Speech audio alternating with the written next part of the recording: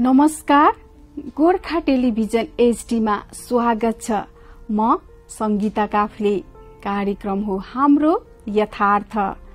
हाम्रो जिन्दगीको केही भर हुँदैन। जिन्दगीमा के हुन्छ कसैले सोचेको हुँदैन। जिन्दगीमा भवितव्य आएका समस्याहरूलाई हाँसी हाँसी समाधान गर्नुपर्ने हुन्छ। जसरी भए पनि जिन्दगी बाँच्नै पर्छ, रमाउनै पर्छ, हाँस्नै पर्छ। भाग्यमा लेखेको सबैले भोग्नै पर्छ। जसरी भए पनि आत्मविश्वासका साथ गन्तव्य खोज्नै पर्छ।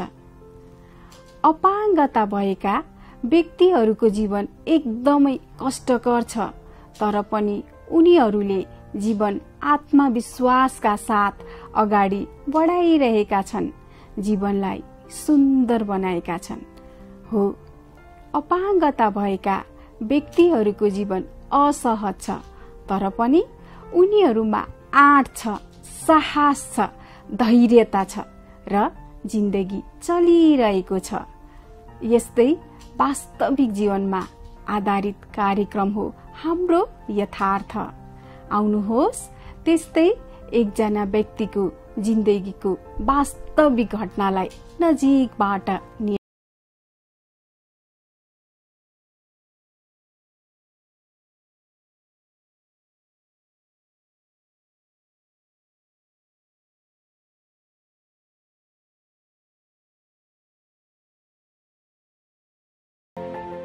जीवनमा कुनै पनि क्षण आफूले आफूलाई कमजोर नसोचौं।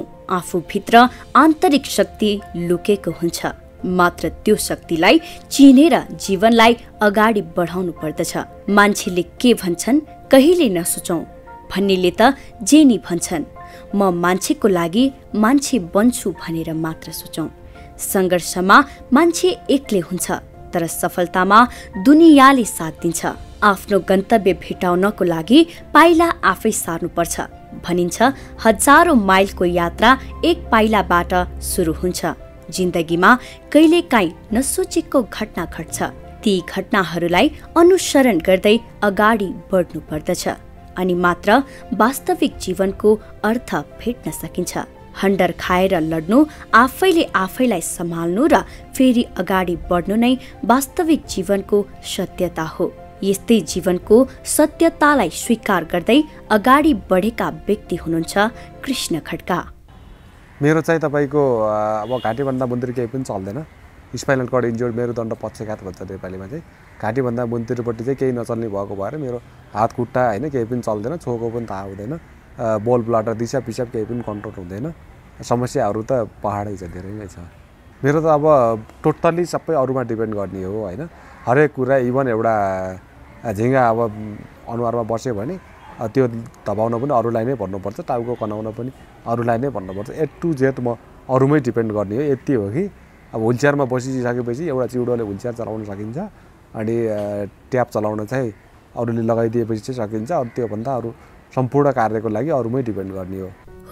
जीवन जिउन सजिलो छैन।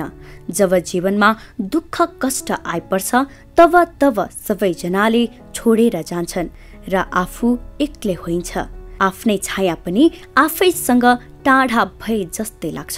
हो कृष्ण खड्का, जसको जीवन एकदम राम्रो थियो, तर जीवन जिउने क्रममा विभिन्न घुम्तीहरू पार गर्दै मलेसियामा काम गर्ने सिलसिलामा उनको शरीर केही पनि थाहा नपाउने अवस्थामा पुग्यो।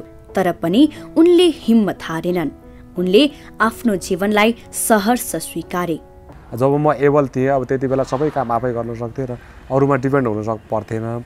अब डिसेबल भइसकेपछि त म त फेरि अरूभन्दा पनि अलिक फरक किसिमले पूर्ण रूपमै अरूमा भर पर्ने भएको भएर अब समाजले हेर्ने तरिका चाहिँ टोटल्ली डिफ्रेन्ट भएको थियो होइन। तपाईँको अब बिचरा यस्तो भनेर अब मान्छेले एउटा के भन्छ नि, तपाईँको बिचराको तरिकाले हेर्ने।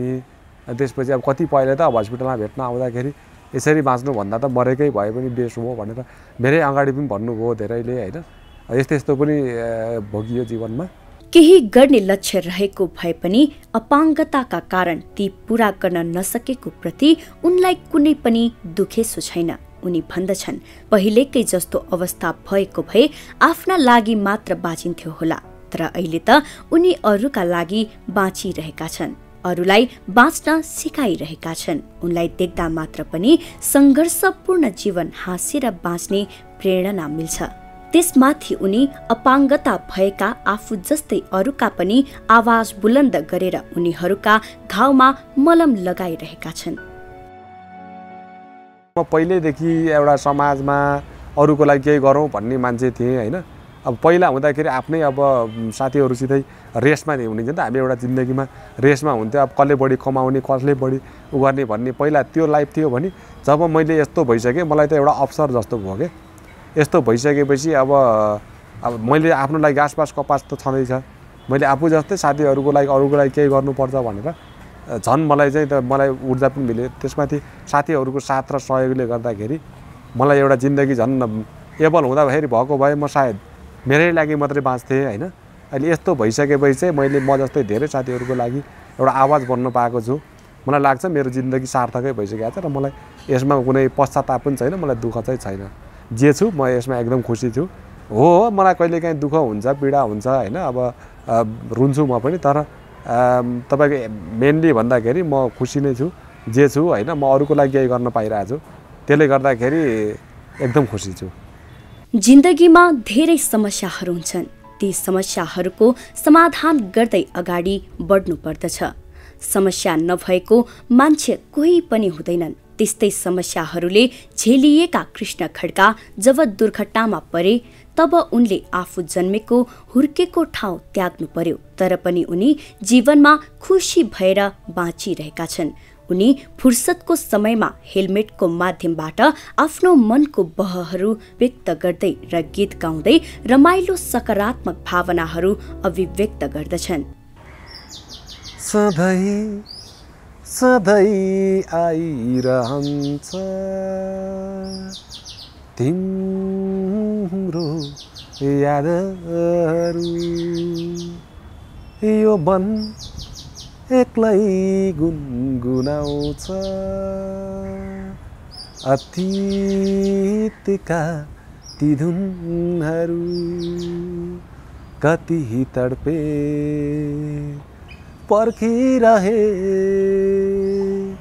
फर्की तिमी आएनौ, वेदनामा गीत कोरे, फर्की तिमी आएनौ, वेदनामा गीत कोरे, सुनिदे यो गीत मेरो अमर रहोस्, यो प्रीत हाम्रो। सामान्य जीवन बिताइरहेका उनको दैनिकी पनि सामान्य नै थियो। कलेज जाने, साथीभाइहरूसँग हाँसखेल गर्ने, क्लबमा आबद्ध भएर आफ्नो गाउँठाउँका लागि राम्रो काम गर्ने इत्यादि गर्दै उनी जीवन अघि बढाइरहेका थिए। पहिला त तपाईँको म अब पाल्पामा जन्मेँ, पाल्पामै हुर्केँ होइन, पाल्पामै पढेको। त्यति बेला त मेरो लाइफ अलिकति धेरै फरकै थियो। अब पढ्न आउँदाखेरि हामीलाई अब बाटोमा हाम्रो लामै थियो, तपाईँको 5 किलोमिटर जति घरदेखि स्कुलसम्मको दूरी थियो। अनि हिँडेर आउन झ्याउ लाग्ने, गाडीमा आउनुपर्ने, कहिलेकाहीँ गाडीले रोकेन भने अब बाटोमै बसेर बिच बाटोमा उभिएर अनि ड्राइभर खलासीहरूसित झगडा गर्ने, कुटपिट गर्ने, यावत कुराहरू पनि भयो जीवनमा होइन। अनि त्यसपछि त्यो बाहेक चाहिँ अरू असल कार्यहरू पनि गाउँमा हाम्रो एउटा क्लब थियो, जुन एउटा म क्लबको एउटा सक्रिय सदस्य भएर गाउँकै लागि पनि हामीले काम गरिन्थ्यो। यस्तै तिहारमा देउसी भैली खेल्ने, फागु पूर्णिमातिर फागु खेल्ने होइन। अनि त्यसरी चाहिँ पैसा कलेक्सन गरेर हामीले गाउँकै लागि पनि सदुपयोग गर्थ्यौँ आदि कुराहरू त्यस्तो चाहिँ थियो।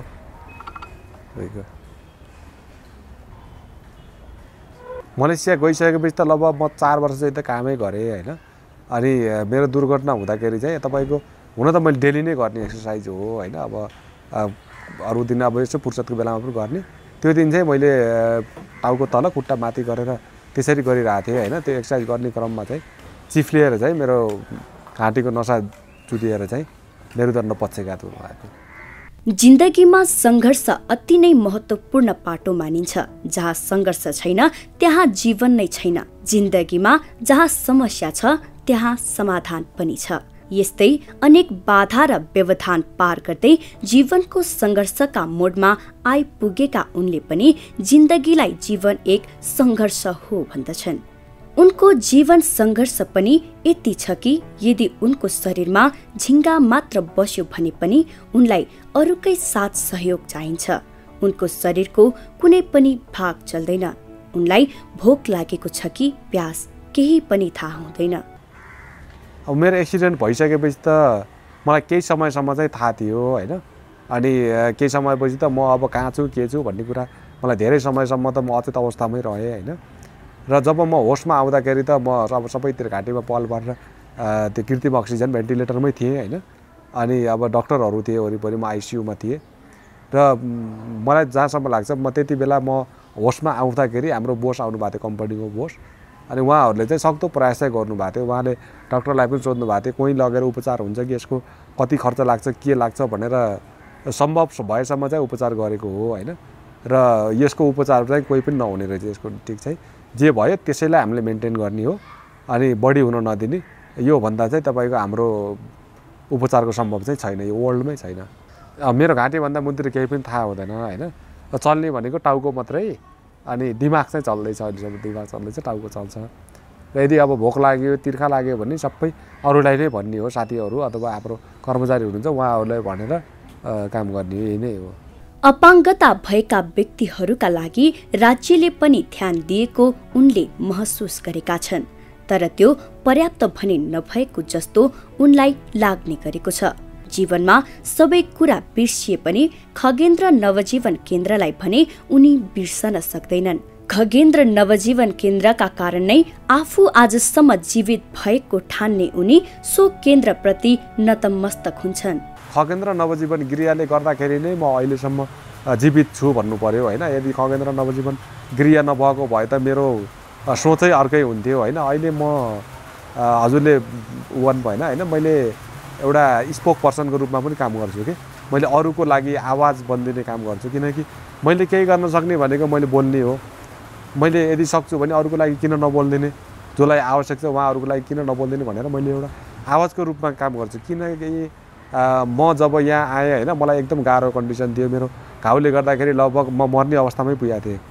र मेरो साथीहरू एउटा माइकल म्याकगोवन, पौला मोरिस र मोनिक डर्विङहरू उहाँहरूले गर्दाखेरि नै उहाँहरूले मेरो पुरै तपाईँको मेन्टालिटी नै चेन्ज गर्नुभयो। उहाँहरूकै देनले गर्दाखेरि आज म इलेक्ट्रिक व्हिलचेयर चलाउन सक्छु होइन। यो चाहिँ मलाई कृष्ण चौधरीले गरिदिनु भयो। र ट्याब्लेटहरू, कम्प्युटर, ल्यापटपहरू म चलाउन सक्छु होइन। यसमा मुख्य भूमिका चाहिँ माइकल म्याकगोवन, मोनिक डर्विङ र पौला मोरिस उहाँहरूले गर्दाखेरि म अहिलेसम्म छु। र त्योभन्दा पहिला पनि पहिलो कुरो त खगेन्द्र नवजीवन गृह थियो जसले मलाई आश्रम दियो र म अहिलेसम्म जीवित छु। त्यसपछि मात्रै मेरो अरू साथीले भेट भयो। कृष्ण खड्का त एउटा प्रतिनिधि पात्र मात्र हुन्। हाम्रो देशमा यस्ता धेरै व्यक्तिहरू जो वैदेशिक रोजगारीको सिलसिलामा आफ्नो शरीर अङ्गभङ्ग बनाएर फर्किए तापनि आफ्नो जीवन रमाइलोसँग बिताएका छन् भने कतिले आफ्नो जीवन बोझिलो बनाएर बाँचिरहेका छन्। तर जे जस्तो भए पनि जिन्दगीमा रमाएर बाँचौँ, हाँसेर बाँचौँ।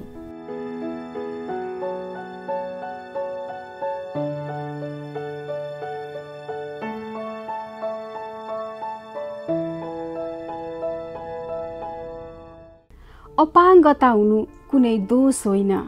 अपाङ्गता कुनै पूर्व जन्मको पाप पनि होइन। यो त एउटा अवस्था मात्र हो। तर पनि मानिसहरूले यसलाई पूर्व जन्मको पापको भागीदार बनाउँछन् र उनीहरूलाई बोझ मान्दछन्। हामी जस्तो शिक्षित सभ्य नागरिकहरूले यस्तो सोच कदापि राख्नु हुँदैन। उनीहरूलाई माया गरौँ, सम्मान गरौँ, अवसर दिउँ त अनि मात्र यस्ता व्यक्तिहरू माथि पुग्न सक्छन्। यस्ता व्यक्तिहरूको उन्नति, प्रगति र विकासले हाम्रो देशले कोल्टे फेर्न सक्नेछ। होस् त आजलाई यति नै। अर्को हप्ता पुनः उपस्थित हुने नै छौँ। तबसम्मको लागि हेर्दै रहनुहोला गोर्खा टेलिभिजन HD। नमस्कार।